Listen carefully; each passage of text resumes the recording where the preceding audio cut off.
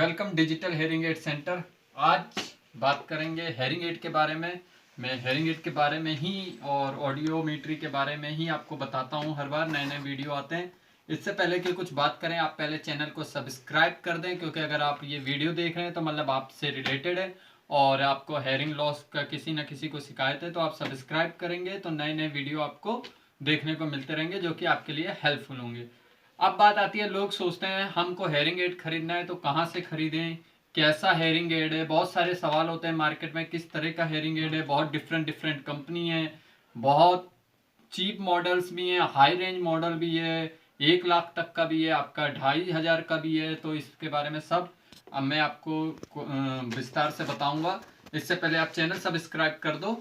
तो बात करते हैं हेयरिंग एड का। पहली बात तो मैं ये बता दूं, मैं होलसेल डीलर हूं। आपको मेरे यहाँ से हेयरिंग एड सबसे सस्ता, मार्केट इंडिया में सबसे सस्ता हेयरिंग एड मेरे को आपके यहाँ से मेरे यहाँ से मिल जाएगा, जो कि मार्केट में बहुत एक्सपेंसिव रेट होगा और मार्केट और मेरे रेट में बहुत ज़्यादा फर्क देखने को मिलेगा। प्लीज़ आप एक बार मेरे ऑफिस में आके मेरे से कांटेक्ट करिए, अपना मॉडल नंबर बताइए।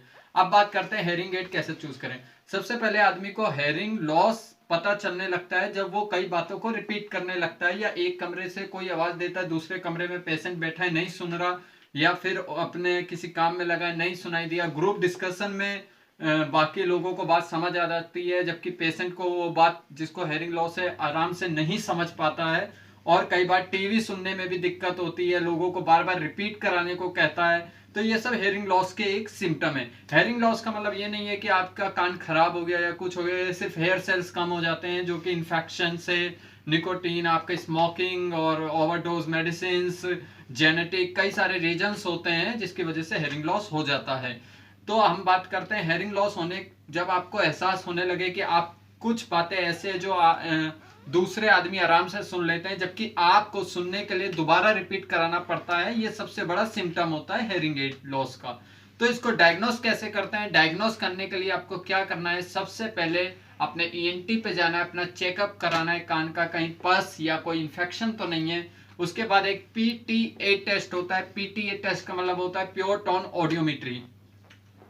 प्योर टोन ऑडियोमेट्री एक ग्राफ टाइप का होता है, जिससे आपको ये पता लग पाएगा इस टेस्ट के द्वारा कि आपका हेयरिंग लॉस कितना हो गया है। मतलब डेसिबल में आता है, फ्रीक्वेंसी मतलब होता है अलग अलग तरह की आवाजें। तो वो आपका ऑडियोलॉजिस्ट आपको बताएगा कि आपको लॉस कितना हो गया है। मॉडरेट है, मॉडरेट मतलब मीडियम है, या फिर सीवियर है मतलब मीडियम से ज्यादा, या फिर प्रोफाउंड है मतलब हाई रेंज है, लास्ट स्टेज हेयरिंग लॉस है। ये सब आपको आपका ऑडियोलॉजिस्ट बताएगा, आपका एक पीटीए रिपोर्ट करके। उसे ऑडियोमेट्री रिपोर्ट भी कहते हैं। इस तरह का होता है, आप देखिए ये पीटीए रिपोर्ट होता है। ये करके आपका पता चलेगा कि हेयरिंग लॉस किस तरह का है।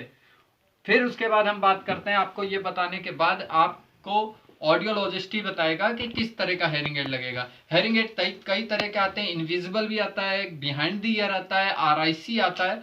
तो डिफरेंट डिफरेंट हेयरिंग एड आते हैं। वो आपकी रिपोर्ट पे डिपेंड करेगा कि आप किस तरह का हेयरिंग एड चूज करते हैं। ऐसा नहीं है कि आपका हेयरिंग लॉस 90 मतलब प्रोफाउंड हेयरिंग लॉस है, 90 डेसिबल तक जा रहा है और आप इनविजिबल हेयरिंग एड चाहते हैं, ऐसा नहीं होता।